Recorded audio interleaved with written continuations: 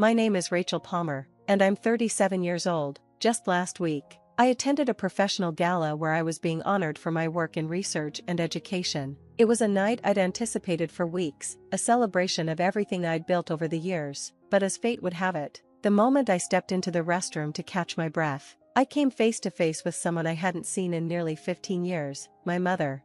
She was standing at the sink, reapplying her lipstick, every bit the poised socialite I remembered. For a fleeting moment, I wondered if she'd recognize me, but then her eyes flicked up to the mirror, locking onto my reflection. Her hand froze mid-motion, and I saw her jaw tighten. "Rachel," she said, her voice cool and detached, as if we'd run into each other at a country club instead of a restroom after 15 years of silence. "I didn't expect to see you here." I steadied myself, gripping the edge of my clutch. "I could say the same," I replied evenly. "What brings you here?" She turned to face me, her posture as rigid as ever. "Your father and I were invited." "Of course, we've always supported organizations focused on education." "And you?" she added, her tone laced with mild curiosity. "I'm being honored tonight," I said, meeting her gaze, "for my work in research." Her expression barely shifted, but I caught a flicker of surprise in her eyes before she masked it. "I see," she said, turning back to the mirror. "Well, I suppose everyone finds their way eventually." Her words pulled me back to the day I left that house for the last time. I was 19, and the years leading up to that moment had been anything but easy. In high school, I'd struggled with depression, but in our family, admitting that wasn't an option. "What could you possibly be sad about?" my mother had said when I once tried to confide in her. Her voice was dripping with irritation. "You have everything, more than most kids your age. Stop making excuses." But the truth was, I had been drowning. The pressure to live up to the Palmer name was suffocating. By junior year, my grades were slipping. By senior year, I was barely hanging on. My parents didn't see a teenager in need of help. They saw a failure, an embarrassment. When I only got into a community college, my father's fury was unmatched. "This family has standards," he'd said that night, pacing the living room while I stood clutching my acceptance letter. "And you've done nothing but drag us down. You want to waste your life? Fine, but you'll do it on your own." I was kicked out that night. I can still feel the weight of the duffel bag I carried as I left the house, filled not just with clothes, but the heavy reality of being completely on my own. My parents didn't even say goodbye. My mother remained seated on the couch, scrolling through her phone as if I were invisible. My father disappeared into his study, his ultimatum already delivered. For the first few weeks, I crashed on a friend's pull-out couch while I figured out my next steps. Community college wasn't glamorous, but it was mine. I worked part-time at a diner to cover tuition and rent, scraping by until I could afford a tiny studio apartment. It was a grind, balancing classes, shifts at the diner, and the relentless voice in my head that whispered I was a failure. But for the first time, I could breathe, even if the air felt thin. That first year was a blur of late-night study sessions and endless shifts, but it also brought something unexpected: hope. I decided to study chemistry, partly because I loved it, and partly because I wanted to prove to myself, and maybe even to them, that I could excel at something difficult. It wasn't easy. My high school grades had been mediocre, and I felt like I was starting from behind. But for the first time in years, I wasn't crushed under their expectations. I could focus on learning. I still remember my first chemistry exam. I had spent weeks preparing, poring over every formula, every reaction, until I could practically recite them in my sleep. When the professor handed back the graded tests, I hesitated, terrified to look, but there it was, a 92%. I nearly cried right there in the classroom. It wasn't perfect, but it was mine. I'd earned it. That small victory felt like the first step toward rebuilding myself after everything had fallen apart. Over the years, I evolved in ways I never expected. College wasn't easy, but I learned how to work for what I wanted. The more I gave, the more I grew. By the time I finished my associate's degree, I wasn't just a student anymore. I was someone who had learned how to fight for her place in the world. When I transferred to a 4-year university, the obstacles didn't stop, but I had learned how to face them head-on. The shy, insecure girl who barely scraped by in high school was gone. In her place was someone who could stand in front of a class, explain complex concepts, and hold her own. Chemistry, which had once been a daunting challenge, became my passion. I didn't just want to pass anymore, I wanted to excel, to prove that I wasn't the failure they thought I was. While juggling part-time work, I also interned at local research labs, gaining hands-on experience that eventually led to a life-changing opportunity, becoming a lead researcher at a nonprofit dedicated to advancing science education. It wasn't just a job, it was a mission. I wanted to create a space where other kids, the ones who were told they weren't good enough, could find their way too.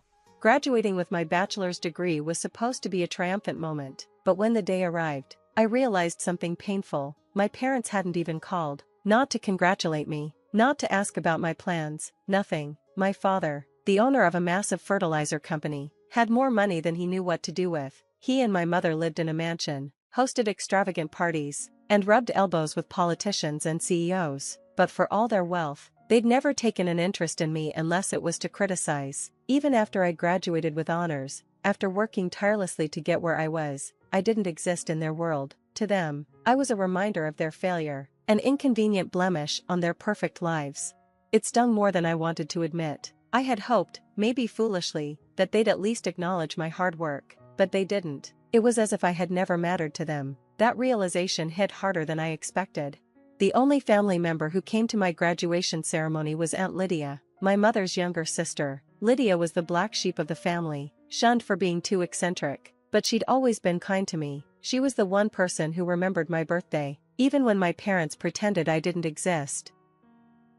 When I saw her in the crowd, waving excitedly from the back, a lump formed in my throat. After the ceremony, I found her waiting in the parking lot with a huge bouquet of flowers. "You did it, kid," she said, pulling me into a tight hug. "I'm so proud of you." It wasn't much, but it was enough. It wasn't the cold silence I'd grown used to. Aunt Lydia reminded me that family didn't have to mean perfection and that love could come from unexpected places. She didn't care that I hadn't followed the straight path my parents wanted for me. She cared that I'd made it, no matter the hurdles. A few months after graduation, while wrapping up a research project at the university, one of my professors, Dr. Collins, pulled me aside. He was an old-school chemist who spoke about the periodic table like it was poetry. He had noticed my work ethic and persistence. "Rachel," he said, his voice calm and thoughtful, "I've been in touch with some colleagues at Oxford University. They're offering a research opportunity in environmental chemistry, and I think you'd be a perfect fit." At first, I thought he was joking. Oxford, one of the most prestigious universities in the world? Me? But Dr. Collins insisted. "This isn't just a job," he said. "It's a chance to make real contributions to the field. You've earned this. Don't let fear hold you back."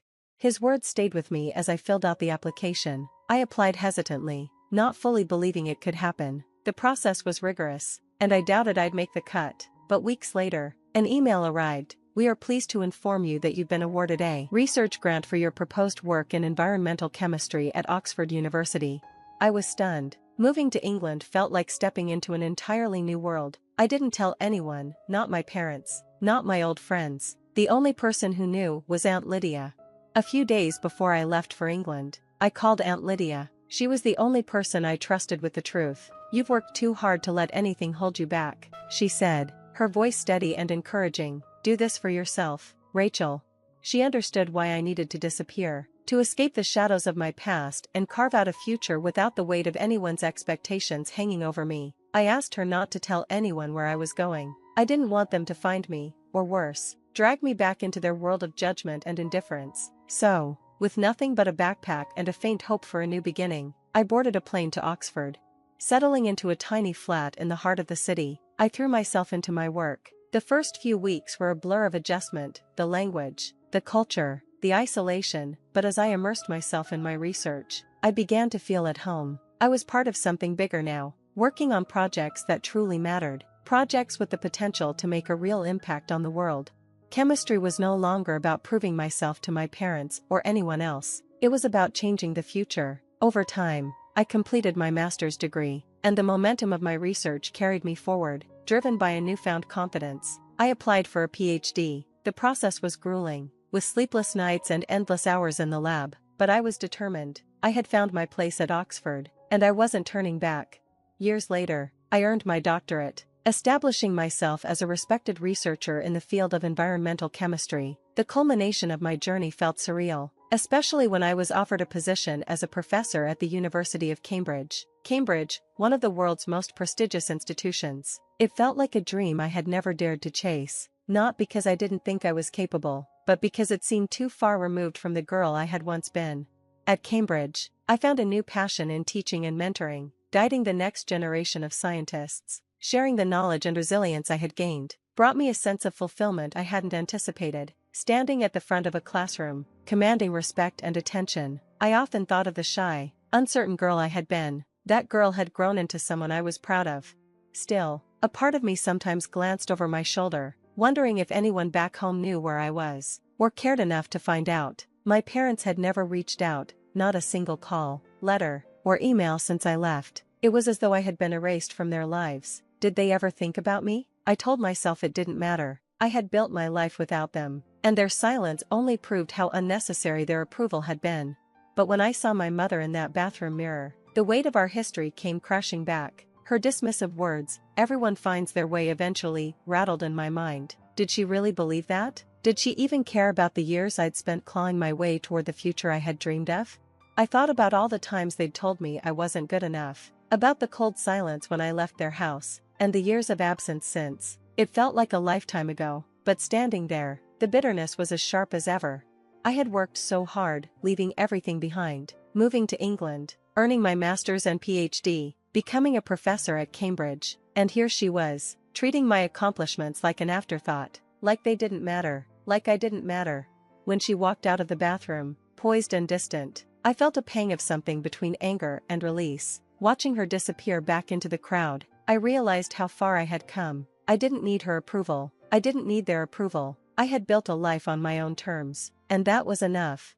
The gala began shortly after. The hum of conversation and the clinking of glasses filled the air as I tried to shake off the weight of our encounter. This was my night, the moment I had worked for, fought for. I took a deep breath and stepped into the ballroom, where my name was called.